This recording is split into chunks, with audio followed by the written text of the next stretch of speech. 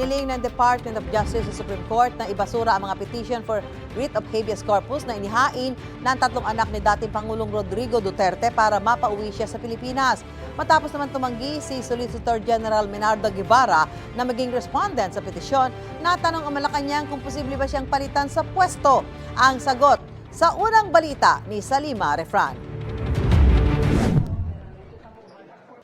Ilang araw matapos maaresto si dating Pangulong Rodrigo Duterte para sa kasong murder as a crime against humanity, kaugnay sa war on drugs ng kanyang administrasyon, naghain ng mga petisyon para sa writ of habeas corpus ang kanyang mga anak na sina Davao 1st District Representative Paulo Duterte, Davao City Mayor Baste Duterte at Kitty Duterte.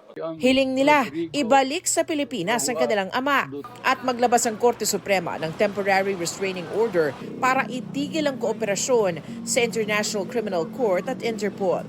Sa 33 pahay ng Consolidated Compliance, hiniling ng Justice Department na huwag pagbigyan ang mga petisyon para sa writ of habeas corpus. Moot o wala na raw saysay ang mga ito at kulang sa merito. Wala na anilang legal at physical custody ang mga respondents sa dating Pangulo.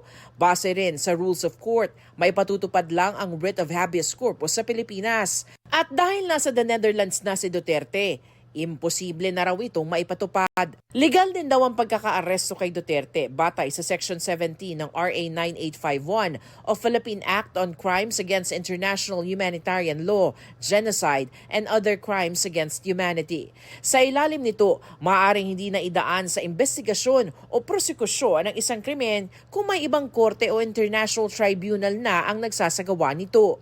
Ang mga otoridad ay maaaring isuko o i-extradite ang mga suspect o inaakusahan sa Pilipinas sa ibang estado, alinsunod sa mga nararapat na extradition laws at treaties. Iniutos na ng Korte Suprema na magkomento rito ang mga petitioner sa loob ng 5 araw.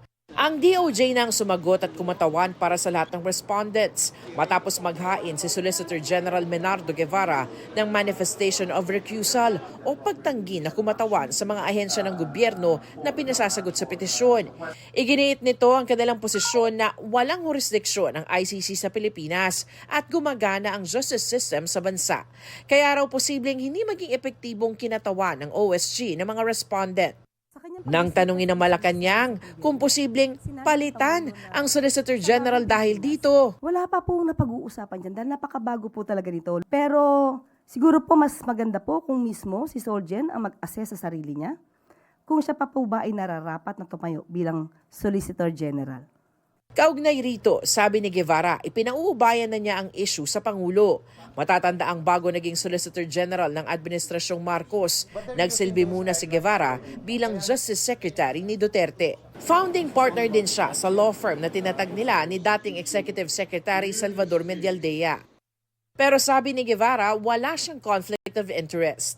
Giit pa ni Guevara, maliit na bahagi lamang ang mga kaso ng habeas corpus sa daan-daan, kundi man libo-libong mahihirap na kasong hinahawakan ng OSG para sa pamahalaan.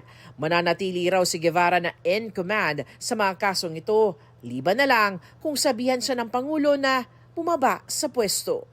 Ito ang unang balita sa Salima Refran para sa GMA Integrated News. Gusto mo bang mauna sa mga balita? Mag-subscribe na sa GMA Integrated News sa YouTube at tumutok sa unang balita.